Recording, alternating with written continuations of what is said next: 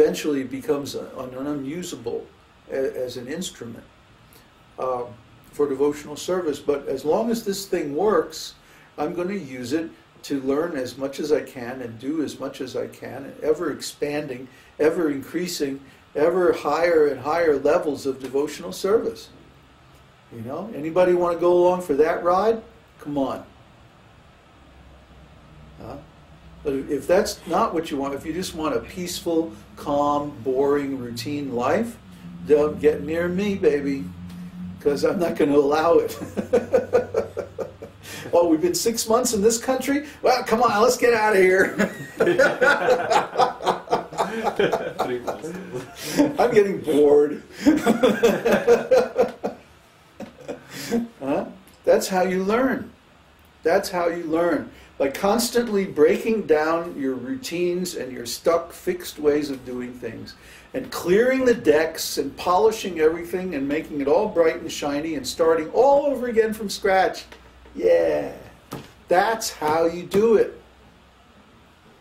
People are always complaining to me, well, why do we have to move again? I don't want to hear that. That's how you grow.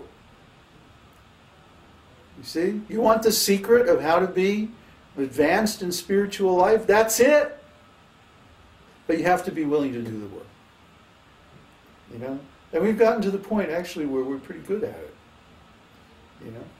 So the lesson in the moving process is the same as the lesson in the learning process, which is you have to be willing to clean everything up, pack everything up, organize everything, get it ready to hit the road, and then you go someplace brand new, you start all over again, build everything up, and do it better this time. Don't make the mistakes you made the last time. I don't know how many times I've started over in music. I mean, really, I would get to a certain point where I wasn't making any progress. I would put down my instrument for 2 or 3 days or a week, or as long as it took, like, to just let everything settle. Then I would go back to the very beginning and start all over from the scratch. You know,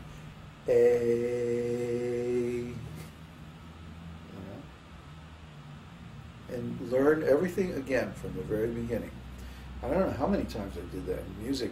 And in devotional service, I can remember like 6 or 7 times. Just like stopping everything, going right back to the very beginning, starting all over again. Usually combined with a move to a different place. So this is a technique that I learned over the years of how to keep growing, how to keep everything fresh, how to stay youthful, how to stay excited about your life. You know, it's not a dogma, but rather it's a lifestyle where you're constantly forced to innovate, forced to explore, forced to invent something new, to meet a different situation. And you always get insights by doing that. You see, oh, yeah, if we do it this way, then we can do it with like 3 less parts. Like remember when we first started doing the broadcasting and all that? Oh my God, we had to have 2 internet connections and 3 computers, and we had all this network wired all over the house, cables going out the window. That's horrible. Oh yeah, and then, you know, then the next version in Veracruz, we had the dish on the roof and the satellite thing, and you know, when we still had a wired network. You know, now everything is like wireless, pocket-sized, laptop, portable. You know, and we can fold the whole thing up in an hour, pack it all up, and go to the other side of the planet and broadcast as soon as we get there. Just put a new chip in the cell phone and and somehow or other we're on the air. So you see, this is what you learn by starting over again and reinventing yourself. Every great artist, every truly great artist, that like Picasso, Miles Davis, Stravinsky, these great artists, Leonardo da Vinci, they all went through phases where they stopped everything they were doing, went back to the theoretical basis of their art, created a higher understanding, and then a whole new style based on that. I mean, Miles Davis was the most frenetic bebopper you ever want to hear in his early days, you know? He was writing tunes like I mean,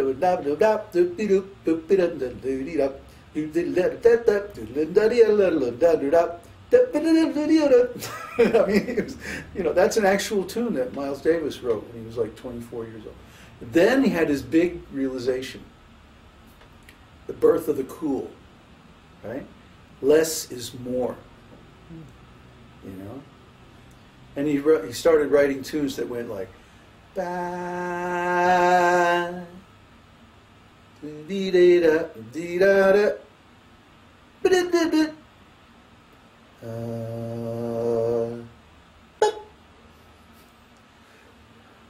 That's an actual tune. It's called Four. Because he understood silence. Yeah. From the basics again. Right. He went back to the basics and he realized that silence is part of sound. And then so he started composing with silence or the absence of notes. Whereas before the idea was to, how many notes can you play? You know?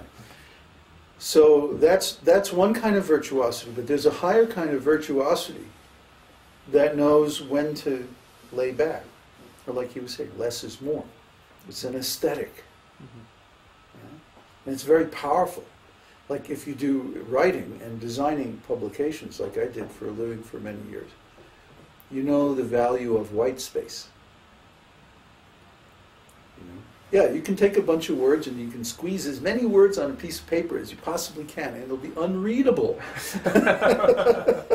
Or you can have a headline, and then a topic sentence in bold, and then a space, and then a picture, and then a paragraph, and then another space, and then another headline in a different size type, and then maybe a bar, you know, and then another paragraph. And then this gives a visual rhythm to the page that makes it a lot easier to understand. Right? Oh, the interesting thing I forgot to mention about those two songs that I quoted by Miles Davis, they both use the same chord progression. Exactly the same. So it's very interesting, you know, to compare the two periods. Oh, and then he went into his third period, which is just like on another planet completely. And Picasso, once you understand how to do it, then you can repeat the process. You can repeat the process again and again, always inventing new worlds, newer and newer styles. You see, this is what people have forgotten, like in India. They keep trying to repeat the past and perfect some past glories. But the real art of God consciousness is to be completely, personally, directly in touch with Krishna in the moment. And to see what pleases him, to see what the need is. And to then you do or produce or provide or create that service. It's a living relationship. It's not just a dry, empty tradition. That's old, stuck in the past, you know. You don't learn anything that way. I mean, you learn something, but you don't create anything new. You know, the real thing is you learn the principles. You learn the right way to do things. You learn all the rules. Then you learn how to break them. Like preaching, you have to adapt according to the circumstances. Very good example. Yeah. Yeah. If I meet somebody and I say, okay, I'm going to tell you about Krishna consciousness, and then I grab a book and I start reading the blah, blah, blah, blah, blah, blah, blah, blah. Hey, where are you going? It worked 20 years ago. Well, maybe 20 years ago people had time for that. Now they don't have time. Now if you want to get their attention, you have to show them something dynamic, something real, something personal. They want to see you on TV. They want to see you, you know, like this. So We're always improving, we're always upgrading, we're always expanding. And this is Kṛṣṇa style. Kṛṣṇa does the same thing. He's always dynamic, he's always improving, increasing, expanding more and more. Yeah? He never just rests on the past. He's always going towards a higher and higher and better thing. So this is Kṛṣṇa. We should be like that too. Anyway, now I talked for way too long. There's no more questions. Okay, pass me the drum, please. Well, I have a question. What's that? Just something simple. You mentioned energy. So today was the first day which they put on tilak. I understand tilak goes on energy centers. Mm-hmm. When I put tilak on my left upper shoulder, I felt a numbness and a small pain.